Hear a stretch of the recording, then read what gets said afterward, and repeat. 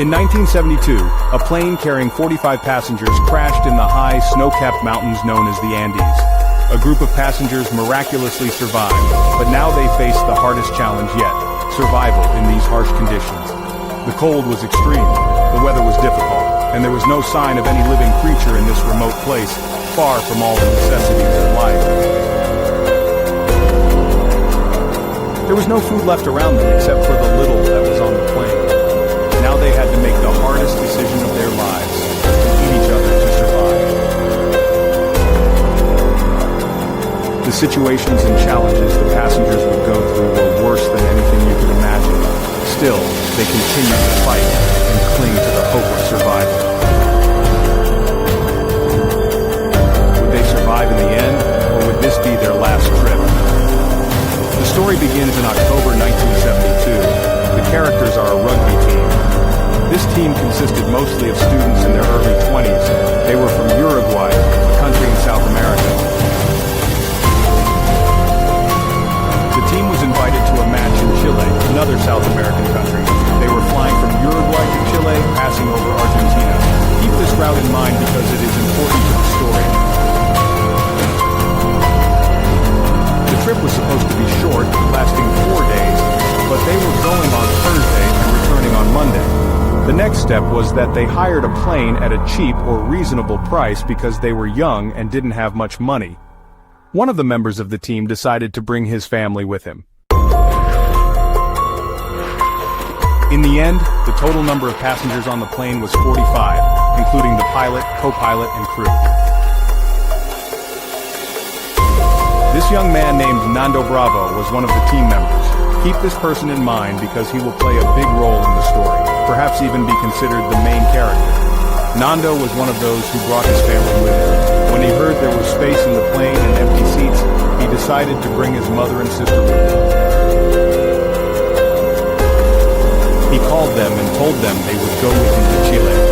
Nando thought it would be a fun trip, where they would stroll together and he would show them the shops.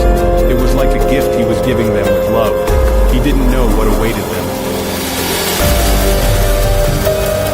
The flight started on Thursday, October 12, 1972, from Montevideo, Uruguay, heading to Santiago, Chile. But if you notice, the Andes Mountains are very high and extend over long distances, being the highest mountains in all of South America. White represents snow because at these altitudes everything is frozen. The plane was supposed to fly over the mountains, but due to the weather conditions on that day, the pilot decided to land in Mendoza, Argentina, which is directly before the Andes. They spent the night in Argentina. On the next day, Friday, October 13th, they decided to continue the trip. In Western culture, Friday the 13th is considered an unlucky day. Although neither the pilot nor the team members were thinking about this at the time, the worst thing in their lives would happen on this day, which made the situation worse. The plane they were on was considered one of the worst planes in terms of design. The plane was named Ferenc Széchenyi FH-227, and its engine design was very poor. A third of the planes of this type had accidents. The third because the engines of this plane were weak for its weight. They probably didn't know this at the time, and most likely they hadn't even flown on this plane before. The biggest cause of the accident was a mistake by the pilot, although the plane and its weak engines also played a major role. The team boarded the plane and the flight resumed on Friday, October 13th. They were in Mendoza, Argentina, and needed to fly to Santiago, Chile. Crossing the Andes was a big risk, especially since the weather wasn't in the best condition, and also because the plane's engines weren't strong enough. They needed to fly at a very high altitude to cross these high mountains. The pilot decided to head south and then turn west at the end of the Andes range to cross the mountains through a low pass so they wouldn't have to fly at high altitudes. Then they would pass through a city called Coricancha and then reach their final destination, Santiago. The team on the plane were happy and their morale was high. They were playing and singing and their mood was high. They didn't think about anything. Nando, whom I mentioned earlier, was sitting by the window. Next to him was his friend, Banchi. Many people prefer to sit by the window to see the sky and the scenery outside.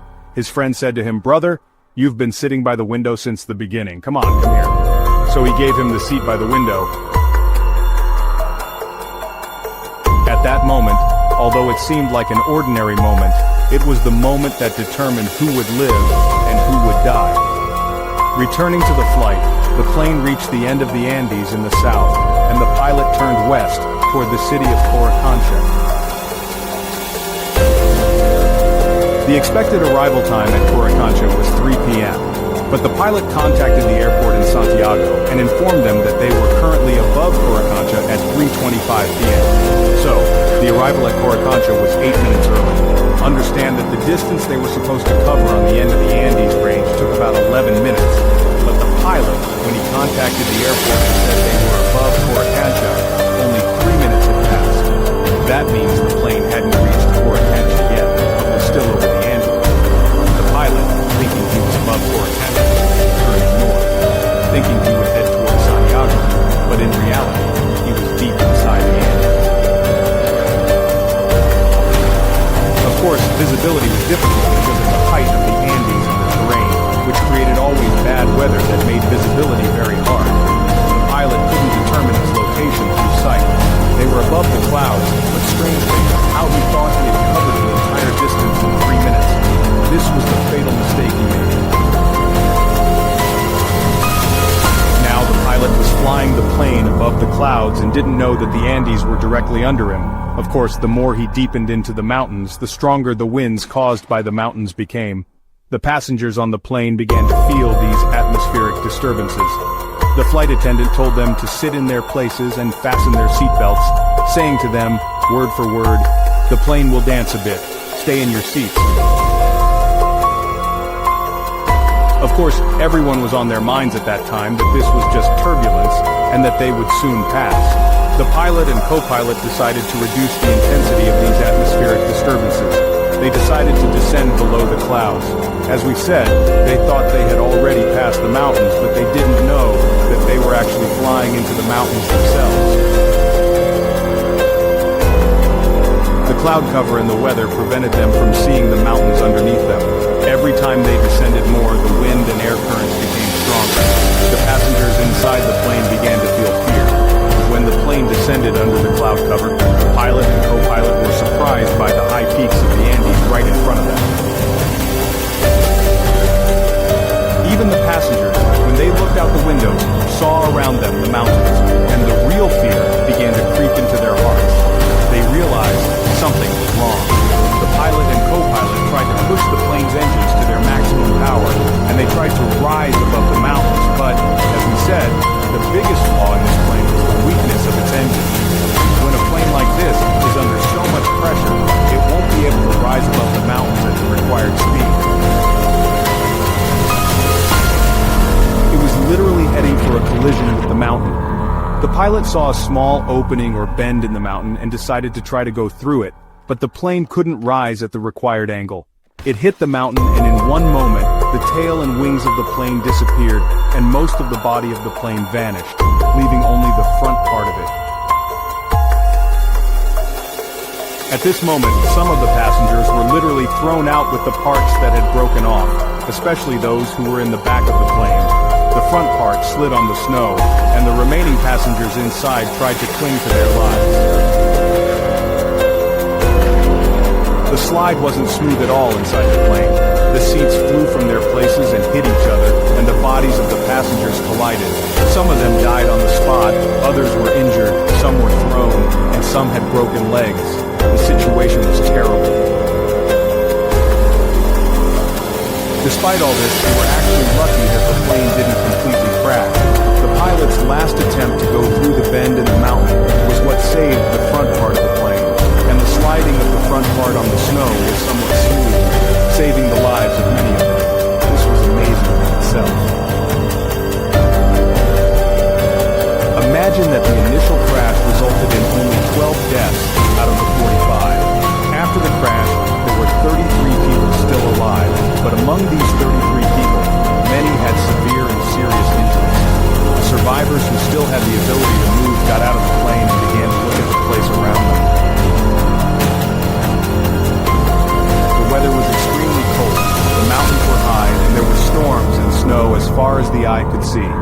They were at an altitude of 3,600 meters, and none of them were used to snow at all.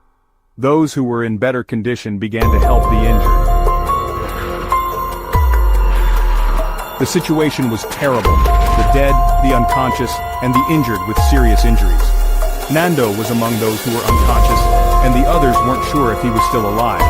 They took his body and placed it at the end of the plane structure, near the outside, to make space for the survivors inside, as they were closer to his mother and sister. His mother was among those who died. His sister was seriously injured. The pilot, who was among those who died, was in the front of the plane. The crash hit him, and the co-pilot was seriously injured, to the point that he was about to expire. The survivors tried to talk to the injured co-pilot, but he was in a pitiable condition. They knew that the only person who could tell them their current situation was the co-pilot. The co-pilot said to them that they had passed Coricancha, which was the city they thought they had reached. Of course, they hadn't reached it, but when the co-pilot told them that they had passed Coricancha, they believed they were on the western side of the Andes.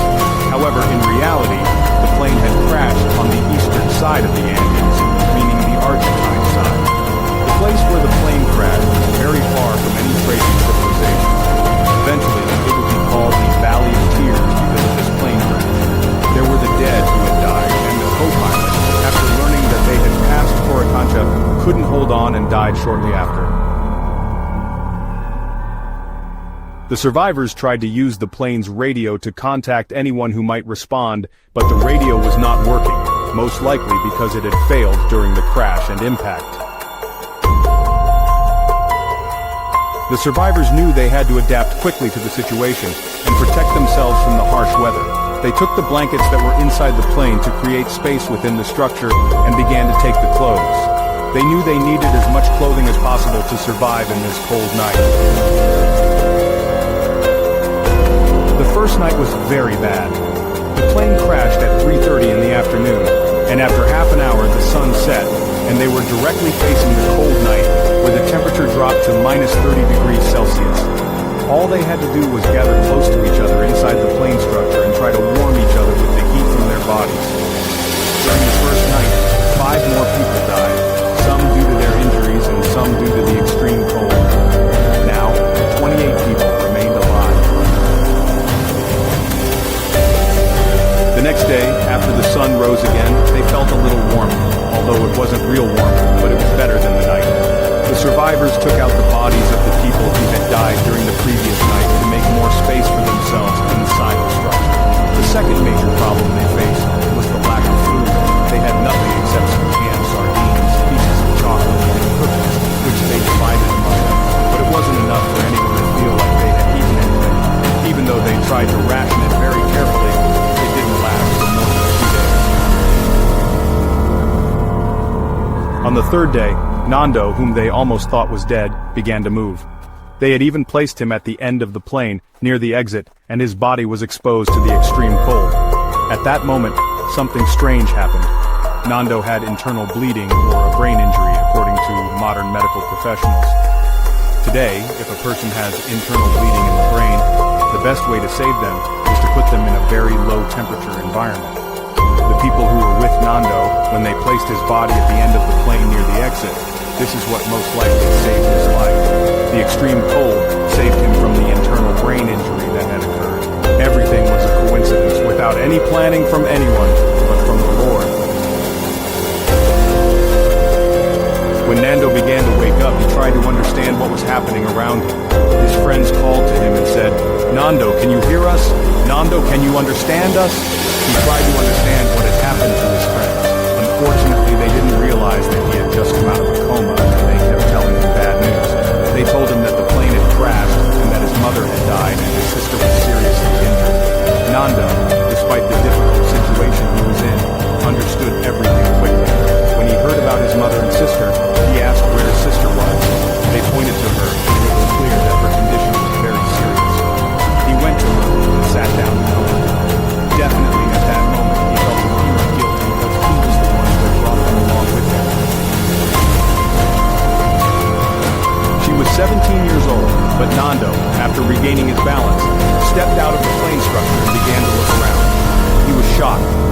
nothing in sight but snow-covered mountains, an endless expanse of snow, no signs of life, not even animals. The group was hoping that search and rescue operations were underway and that the authorities were searching for them. Indeed, 3 countries participated in the search and rescue efforts: Uruguay, Argentina, and Chile. This was the search area designated in the Andes. Indeed, the plane was within the search area, but the problem was that this area was vast, and the weather conditions there were always difficult. Moreover, the plane was white, and it was flying over white snow, making it very difficult for the search planes to spot them. The survivors heard the sound of planes flying over them, and even caught a glimpse of them from afar. Despite their attempts to attract the attention of these planes, no one noticed what was seen. The families of the passengers were holding their hearts and standing on their nerves, waiting for any news about their children. In some of them, they had already lost hope and felt despair after several days had passed without any news of them or their plane wreckage. Just the idea that they might have survived the initial crash was a crazy thought. What to say after several days had passed, the idea of surviving in these mountains and the extreme cold was almost madness. Many of the families had already lost hope, but the players themselves had not lost hope and remained hopeful that within these days, one of the search and rescue planes would spot them. However, their situation was worsening every day. Nando always tried to stay by his sister and comfort her, but her injuries were too severe for her to survive. Within the 5th or 6th day, she died, reducing the number of survivors to 27. The days continued to pass, and with each day they lost more hope. They reached a state of despair on the 10th day. They had a small radio, and one of them had some knowledge of radio equipment. He managed to make an antenna or aerial and managed to pick up some radio stations. From this radio, they followed the news of the search. On the 10th day, they heard on the radio that the search operations for them had been suspended and that it was impossible to find them. This destroyed all the remaining hope they had. The problem was that the hunger had already started to devour them. It had been devouring them for days, but they had been patient, hoping that they would be rescued. For drinking water, they solved the problem easily by using metal sheets from the plane seats and placing the snow in them. Using the sunlight and its reflection on the metal, they managed to melt the snow and make water. The issue of drinking water was simple, but their real problem was food. The little food they had, such as sardines, cookies, and chocolate, had already run out for days. There was nothing left for them to eat. They even tried to eat the leather of the blankets or plastic. These were desperate attempts. They knew these things were not edible, but they had nothing else. At this point, the idea that many of them feared began to appear, to eat the bodies of their deceased companions. This idea was not scary, but it was terrifying for them. Most of them rejected this idea at first. A few of them accepted it reluctantly and began to try to convince the others. It was clear that there was no other way to survive. Either they would die or they would eat their companions. There was no third option. Some rejected the idea from a religious perspective, while others rejected it because they couldn't stomach eating human flesh, especially the flesh of their companions. The natural human being who lives in normal conditions cannot imagine himself eating human flesh. But in the same way, the natural human being cannot imagine the situation of a person who needs to survive and has no other way. It is impossible to imagine yourself in their place unless you are actually in their place. No matter how hard you try to imagine, you will never be able to imagine it. You cannot imagine the things that a person on the edge of death can do. The ability to endure and the way of thinking and the mental and physical condition are completely different. Accepting this idea was not easy for them, even though they were at the edge of death. But each of them knew that there was no other way to survive. Of course, due to the extreme cold, the bodies were in excellent condition, meaning they did not rot and would not rot. They were like they were in a freezer, but they needed tools to cut the meat. They used the plastic that was on the windows of the plane and made knives from it. Of course, each time they took small pieces, meaning they did not prepare a meal. Sometimes they cooked the meat, but due to the lack of firewood and paper or other combustible materials they had, they rarely managed to cook. Most of the time, they ate the meat raw. When this meat entered their bodies, the fats and carbohydrates made their bodies